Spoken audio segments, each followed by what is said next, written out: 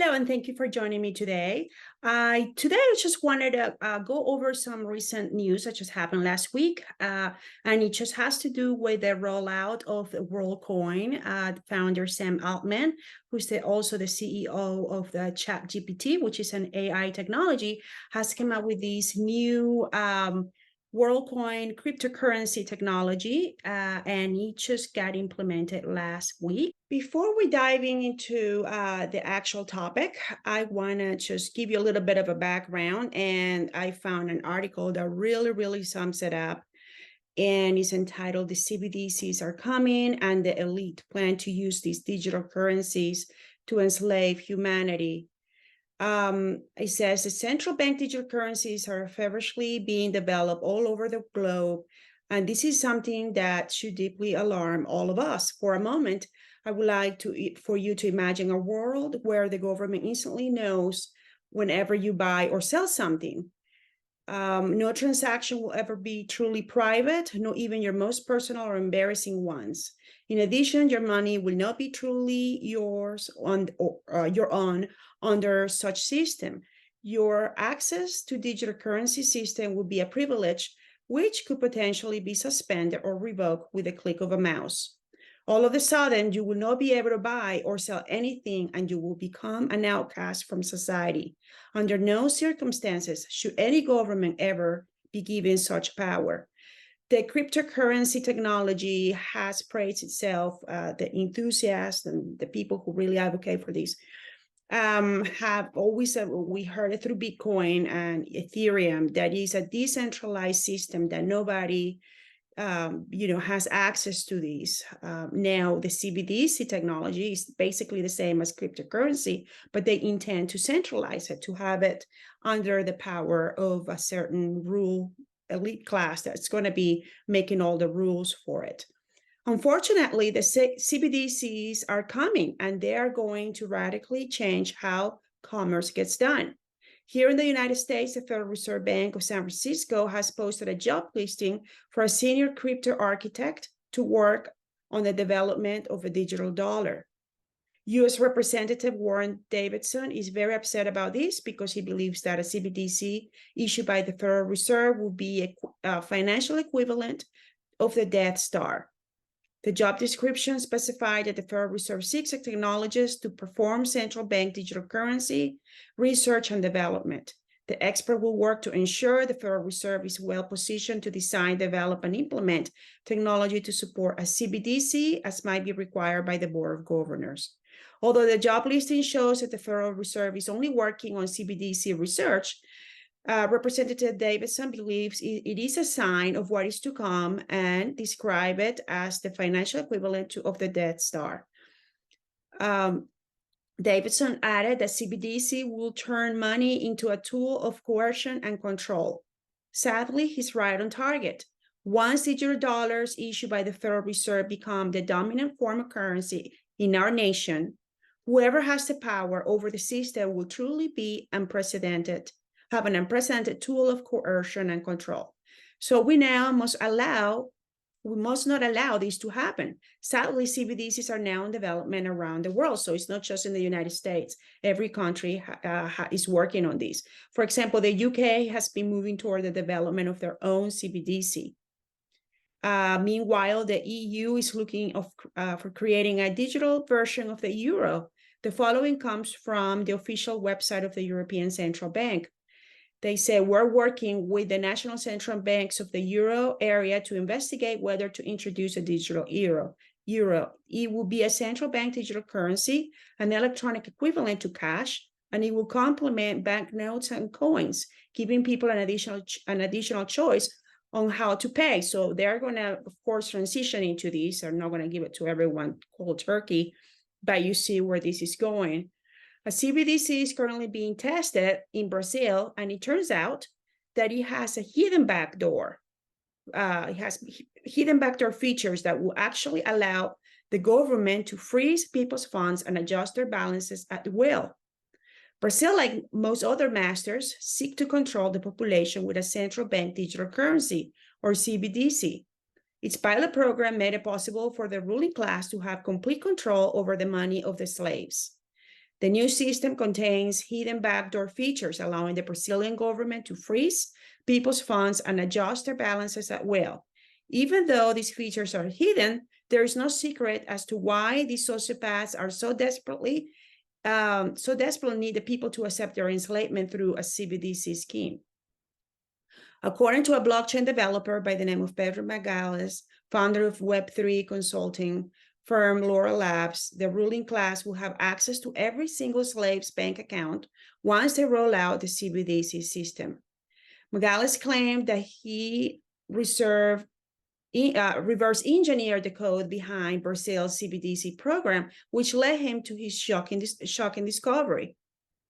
And in Russia, the digital ruble is already here. Just a few days ago, Vladimir Putin signed the digital ruble bill into law, which is the Bank of Russia has long been mulling over, will be used for payments along with other methods. So they're basically planning on rolling it out and just slowly. Overall, it's being reported that 130 different countries are now interested in potentially developing their own CBDCs. Out of 195 countries in the world, 130 nations are moving towards building their central bank digital currency. The world is changing so rapidly now that once a digital currency is introduced where you live, how will you keep your digital wallet safe? After all, someone could just steal your digital wallet and spend all of your digital currency that you have saved up. One German economist is warning that eventually we could see digital wallets actually get implanted under the skin. So that's the next step. A well-known German economist has revealed that central banks around the world are planning to introduce central bank digital currencies in the form of microchips implanted under the skin. This technology will enable complete government control over personal finances of its citizens. It is taught by a central banker that CBDCs look like a small grain of rice that they want to put under your skin, said Richard Werner in an interview with a podcaster, Ivor Cummings. Werner is known for developing the now commonly used bank practice of quantitative easing. Let's hope that nothing like that happens anytime soon. So I want to now bring to your attention the actual topic that we're talking about today, and that is the rollout of something called Worldcoin. And just as of now, there is about 2 million people who have become part of this project, have their eyeballs scanned by this metal sphere, which is something like out of science fiction that is part of what's being implemented. So basically, Worldcoin has a metal sphere that's in a town near you, or maybe even the town that you are. It's going to work very much like ATM machines. So you go to this metal sphere and you look at it, and it scans your iris and it collects biometric information that is unique to you. So it's a way they want you to prove that you are a person, that you are a human being, because they're saying that because of the AI, which is a technology that they have put available out there, because of the AI, that there is fraud and there is all these cybersecurity concerns, people, bots acting as a real person. So now you are going to be asked to prove your identity, proving that you are a human being by scanning your eyeball. Their goal is to have everyone on the world be a part of these. They want no one to be unaccounted for. So right now, it's starting as a volunteer basis. Basically, a lot of people are going to be, let's put it this way, incentivized into using or being part of this system. And you will ask, you might be asking, well, there's about 23,000 other cryptocurrencies available right now. So what is the big deal with this? Well, first of all, since 2009, we have been trained to know how cryptocurrency technology works. We are aware of Bitcoin and Ethereum, and these are basically the same technologies, with the difference that now these so-called decentralized technologies are going to be merging together with the government. So they're basically going to be public-private partnerships, which is the very basic definition of fascism. they're going to join forces in order to bring these technologies into the world and eventually require everyone to be a part of it. So what's going to be happening is that, okay, so people have their the eyes iris scan by this sphere, and this biometric information is going to go into their system, and as a return for being a human being, you are going to get a Worldcoin, which you're going to be able to download into your app. You're going to be able to have an app on your phone that you can download and be able to use these Worldcoins, or it's called WLD.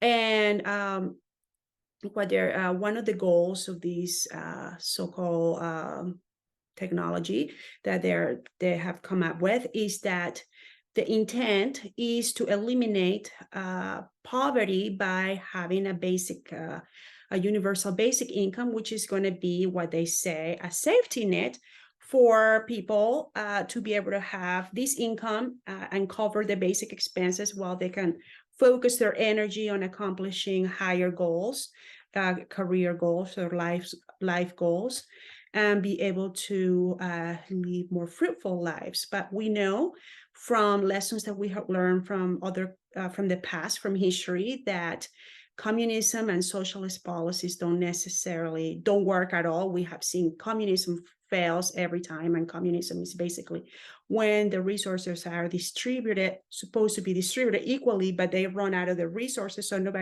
everybody becomes equally poor. So when they're telling you that they want to get rid of poverty, it usually means the total opposite. It always, especially when it comes from government, it means the total opposite. That has been the history of the world. So when we look at this technology, we're going to see, just like what I have been covering on this article that we read about the CBDCs, is just going to mean more enslavement for people.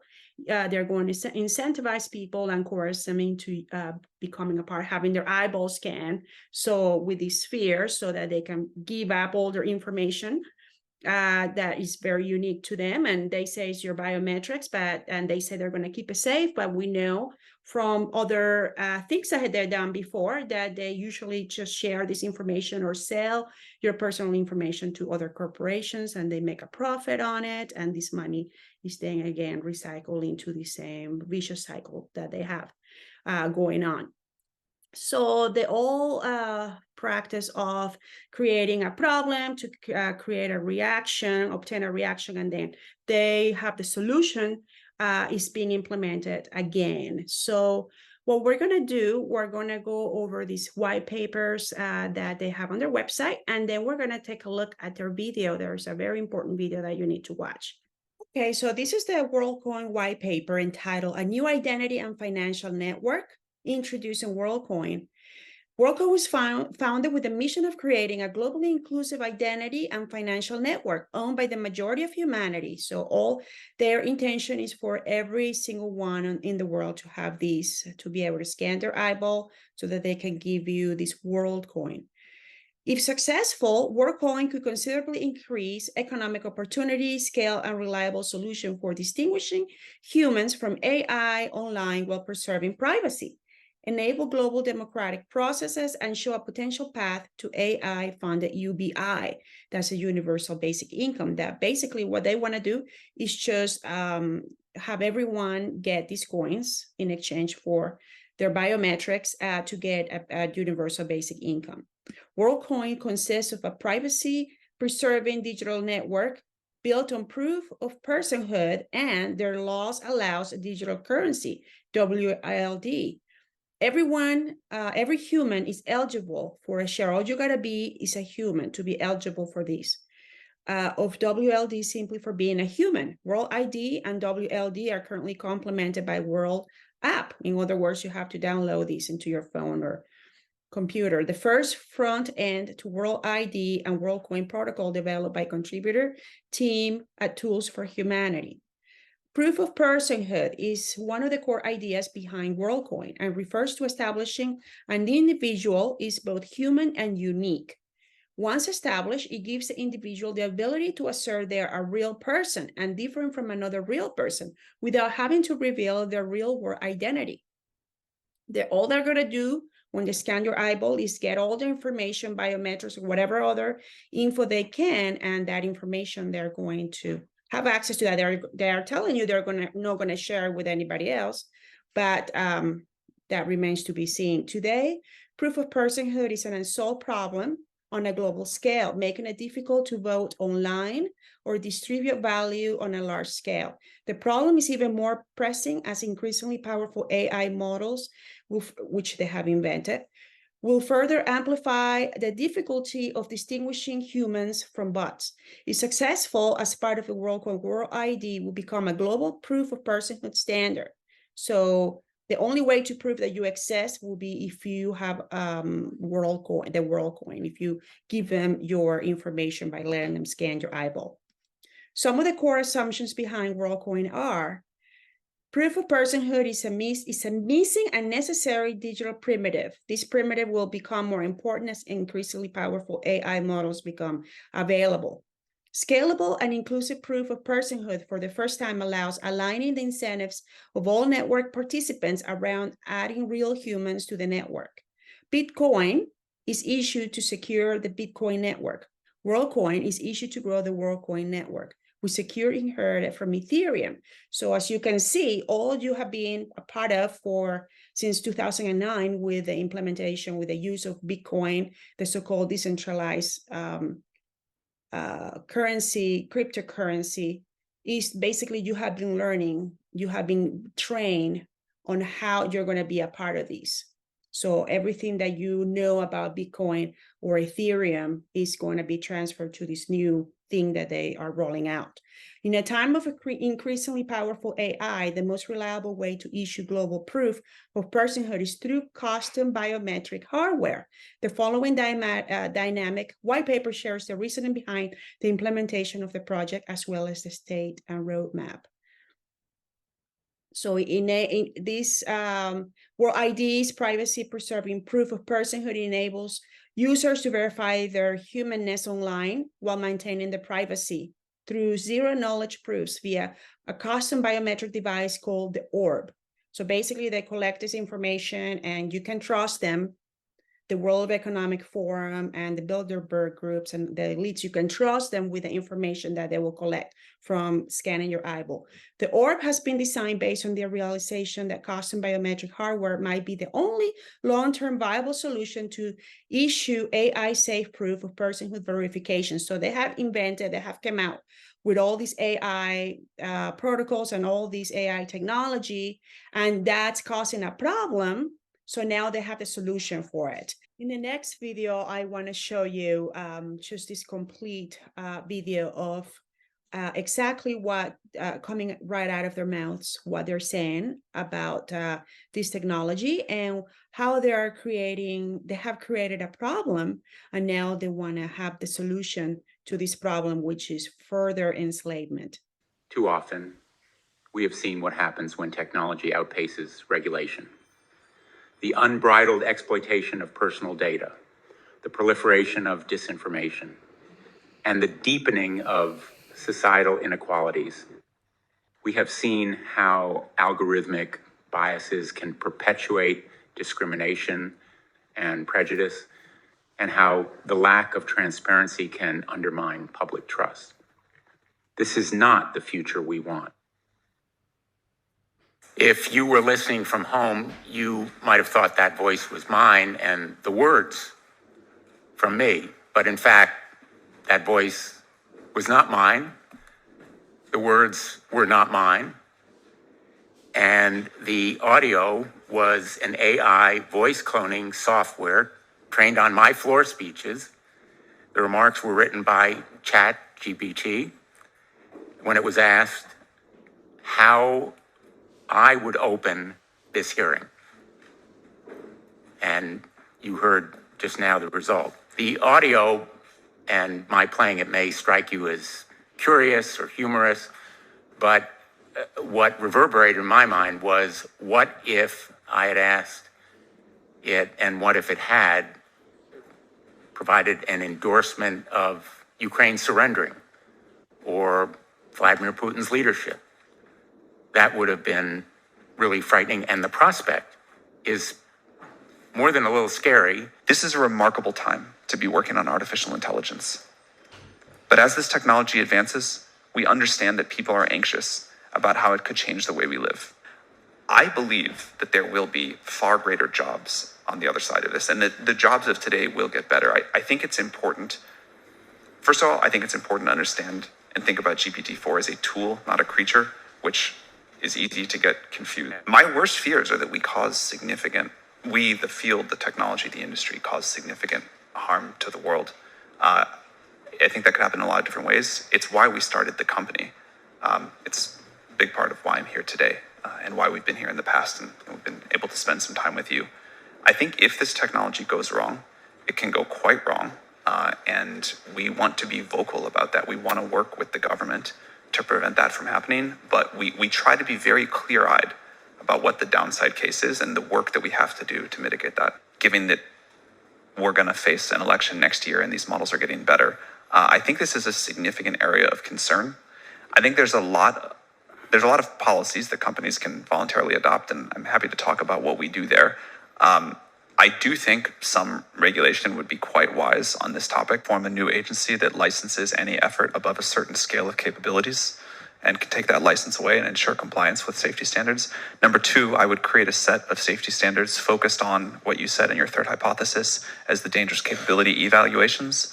One example that we've used in the past is looking to see if a model can self-replicate and self-exfiltrate into the wild. The major incentive that people like Sam Altman is telling everyone, and actually at least 4 million people have agreed to become a part of this project by having their eyeballs scanned. Like the first day, there's more than 4 million people have agreed to be a part of this, is the promise of a universal basic income, which he's saying will help eliminate poverty across the world by everyone having a basic safety net, having a basic income, and it will help them accomplish other goals and focus on what they do really well.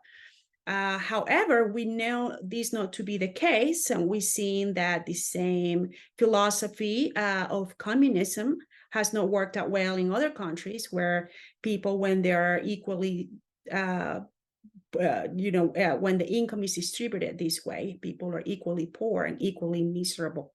So there are a lot of lessons that we can learn from history as far as socialist measures and communist measures are concerned, that along all the surveillance and the absolute control that these technocrats will have in our lives. So my just recommendation will be for you to refuse to be a part of these. And even though there is going to be a lot of pressure, for you to look into this metal sphere and have your eyeball scanned with the promise of getting a certain amount, or with the promise of you being recognized as a human being, that you will avoid being a part of it, because it's just going to lead, the more people participate on this, the more that we are going to, as humanity, be led into a world of chaos and a world of total misery. So I thank you for joining me today. I ask you to please subscribe and share my channel and hit the like button. And if you're planning on relocating, whether that is across town or across the country, and you're planning on either selling or buying a home, I can help you with recommending a good realtor that will help you in your real estate needs in the area of your choice. And I can also provide you with a real estate market analysis of the area that you're planning on relocating to. Just in order to begin the process, you can click on the link below, and I will be in contact with you soon. Thank you.